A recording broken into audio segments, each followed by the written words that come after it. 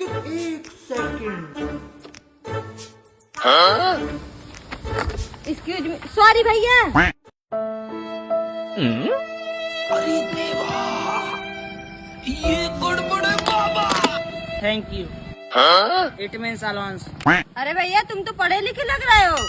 हाँ, इसी कॉलेज से ग्रेजुएशन किया है। भैया मैं इसी कॉलेज से ग्रेजुएशन कर रही हूँ, मतलब मेरा फ्यूचर।